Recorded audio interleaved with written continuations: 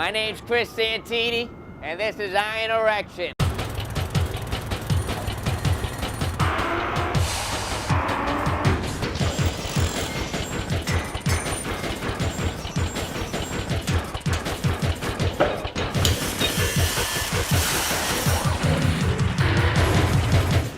If you're afraid of heights, don't even bother coming out here because it ain't the job for you, you know.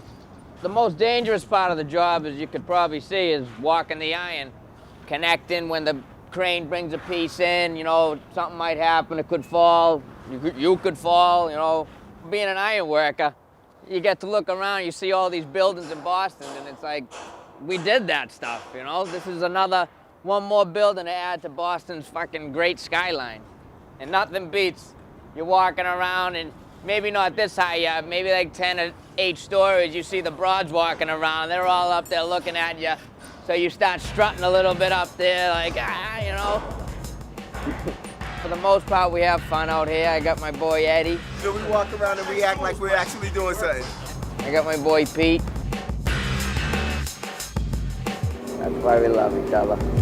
You know, I've worked with Chris on and off for like the past 10 years, and as much as we break each other's balls and fuck with each other about mistakes that we might make, you know, we have a bond that's, you know, like second to none. You know, it's like we depend on each other for, you know, we pretty much put our lives in each other's hands. You know, if he's tagging the crane and I have my hands in with a piece, you know, if he makes the wrong move at the wrong time while my hands are in there, my hands are gone.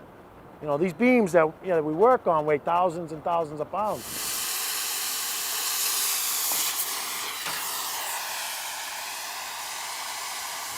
I've known Eddie a long time. This is what the men work with, boys. Me and Eddie went to college together.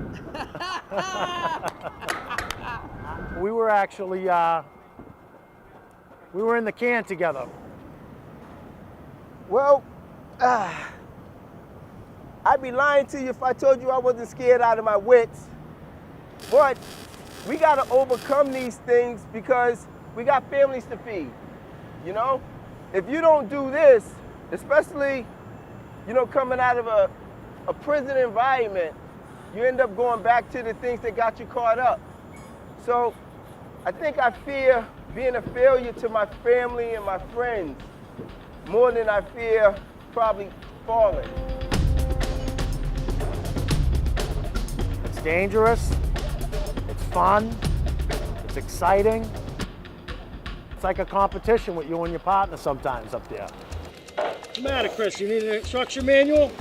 All right, what am I not doing here? I thought you were going to be a little competition at this one.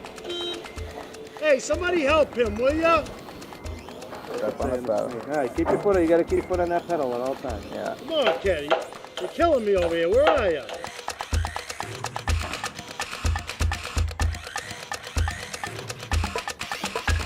A little bit, right there. Slow down, huh, you fucker.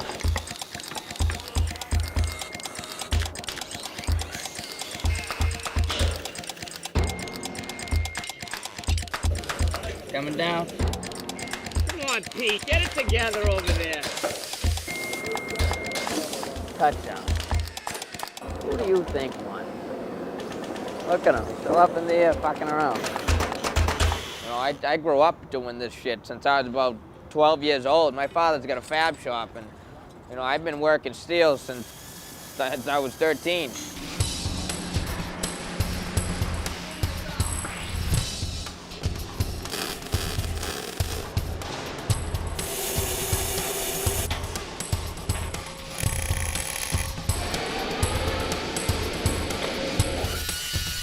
He's fourth generation iron, you know, iron worker. Like I said, we started off with the village blacksmith. My grandfather and my father were the village blacksmith back in Tuscany.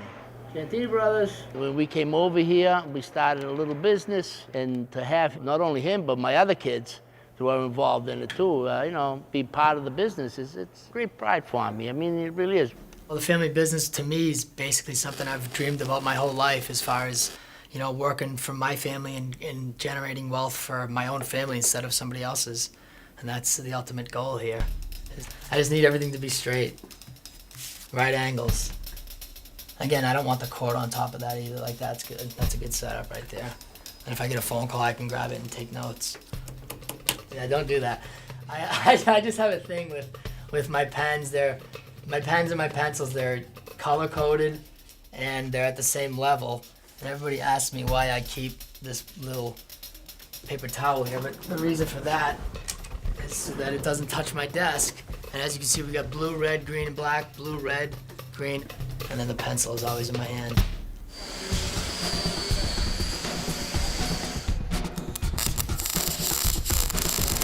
Christopher. What? Chris, go put your glasses on. Oh my God. Go put your glasses Dad. on. All right. Chris was kind of his own guy. Do it, baby. What are you gonna do? So he decided to start his own little business and go out and chase some work, you know? Don't let go, Dennis. You let go. This was your first time. Jesus Christ. Right now, most of his business comes from us. I know they made money off me. I'm putting jobs up for fucking pennies compared to what they should have been worth. Pennies on the dollar, right? But he's making money, isn't he? If he's not making money, then he shouldn't do the job. Hey, it's like anything else. Business is business, you know? If I can get him to do it for $100 and that somebody else wants 150, well, hey, I made $50, didn't I? You can always tell when you got a new apprentice on the job. Look at that, huh? That's shiny, huh? Oh, that's brand new. Did you just get that today? God damn, brother, huh? Is this your first job today? This is my first job structural. Yeah, usually you get a little. Gotta get a little beat on. You should have run him in some dirt or something. Oh, It's his first day, you know what I'm saying? Now you're an iron worker. I'm an iron worker. it's more like a trying worker. Speaking of apprentices, you go 3 years of school. I did 4. What are you gonna do? Stayed back a year. I made it though. He's only got 2 brain cells, but one is for his family and the other one's for iron working. Well, it's no secret that iron workers are in an environment where there's a lot of hazards, a lot of fall hazards. I'm looking to make sure that the equipment that they're wearing is in place. You got to check the leg straps to make sure they're tight. And I use a picture in my orientation to show what happens to a man and you fall and those aren't tight. It's a picture of a real guy's nuts blowing right out. It's horrible. But you know, I put it up on the big screen. I say, if you wear your harness this loose, this is what happens to the next screen. It's just, oh, Jesus Christ. When I first came up on here, I wasn't aware, but when you start walking on a beam, they start to wobble a little bit. And let me tell you, fucking, I jumped down faster than anything else, and I left white knuckles on the beams, clutching that thing. And that was the first thing you know. You realize it, and you go with the wobble now. So it ain't so bad. You know, you gotta be a little crazy to want to, man, be out here and do this. 38 stories up. I mean, there's a couple buildings around here a little bit taller, but as far as it goes, you're on top of the world up here. I mean, who gets to go to work every day and see a view like this and get paid to do it? I mean, how do you beat it? I love what I do. I wouldn't change it for the world.